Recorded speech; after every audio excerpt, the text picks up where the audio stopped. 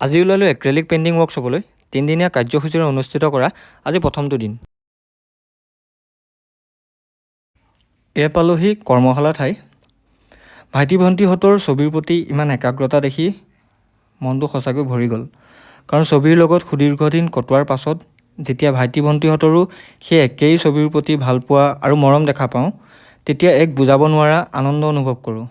আজি শিকালোঁ কেনেকৈ ছবিখনৰ জোখ ল'ব লাগে, কেনেকৈ পেঞ্চিলেৰে জোখ ল'ব পাৰে আৰু ছবি এখনত স্কেটছৰ গুৰুত্ব কি। তাৰপিছত আহিলোঁ ৰঙৰ লগত অলপ খেলিবলৈ। আচলতে ৰং মিশ্ৰণ কৰাটো এটা জটিল প্ৰক্ৰিয়া, কিন্তু যদি আমি ৰঙৰ লগত খেলিব জানো তেতিয়া ই আমাৰ মনত আনন্দৰে সাজ বহুৱায়। যেতিয়া আমি ছবি এখন আৰম্ভ কৰোঁ, ছবিখনত থকা ৰংবোৰ আমি সাধাৰণতে বুজি নাপাওঁ।